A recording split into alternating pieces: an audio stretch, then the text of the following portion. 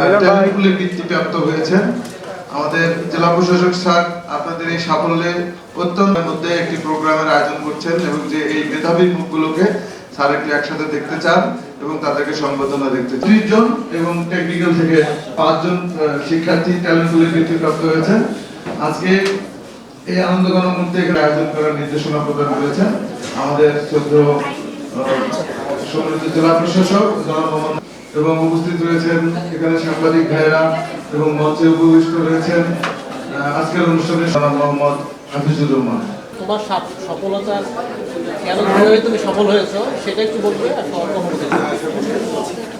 all my fellow students. Thank you for giving me this golden floor and I am Tausif Chaudhary Ara. Junior বৃত্তি পরীক্ষা 2025 ট্যালেন্টপুল বৃত্তি পাওয়া শিক্ষার্থীদের সম্বর্ধনা অনুষ্ঠানে উপস্থিত সকলকে শ্রেণীভেদে আমার সালাম ও আমি ভাষায় বলে প্রকাশ করতে পারছি না, কেননা আমি এতটাই পরিমাণে আনন্দিত যে আমি বলার ভাষায় নেই। জেলা পরিষদ ট্যালেন্টপুল বৃত্তি প্রাপ্তদের সংবর্ধনা এবং সনদ বিতরণ অনুষ্ঠানে শ্রদ্ধাভাজন প্রধান অতিথি, অনুষ্ঠানের সম্মানিত সভাপতি, জেলা পরিষদের প্রধান নির্বাহী কর্মকর্তা, অতিরিক্ত জেলা ম্যাজিস্ট্রেট, সামনে উপবিষ্ট শ্রদ্ধাভাজন শিক্ষক, এই ট্যালেন্টপুল বৃত্তিপ্রাপ্ত শিক্ষার্থীদের জুনিয়র যে শিক্ষার্থী জার্নি এটি স্টার্ট হয়েছে, এই আসলে এই জার্নিতে ঠিকভাবে সেটা তো দিনাজপুর বোর্ডের প্রথম হয়েছিল। এরকম 10-12 পর্যায়ে এরকম নটরডেম কলেজে ঢাকায় ভর্তি নিয়ে প্রাইমারিতে গেছি। হেডমাস্টারের এক ছেলে তিনি হামলা করে কাঁদতেছেন যে আমার ছেলেটা তো কয়েকদিন থেকে খুঁজে পাচ্ছি না। শয়তানের প্ররোচনা থাকে।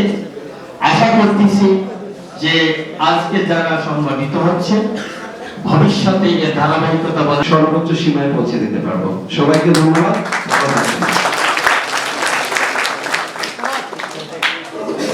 আপনারা পজিশন নিয়ে নেন।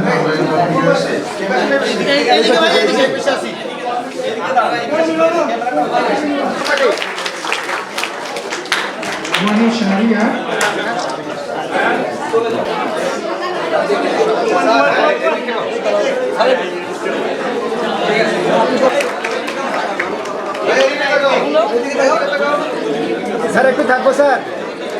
প্রস্তুত থাকবেন তওবা তানজিম ঐশ্বর্য। স্যার একটু থাকবো স্যার। প্রস্তুত থাকবেন প্রস্তুত থাকবেন তাবাসসুম আলম রিচি। প্রস্তুত থাকবেন পূজা গাইওয়া school. Nice ceremony. We are here awarding the scholarship students that got the highest talentful scholarship. We have এতে শিক্ষার্থীদের সংবর্ধনা দেওয়া এটি আমার প্রথম এটি জানা।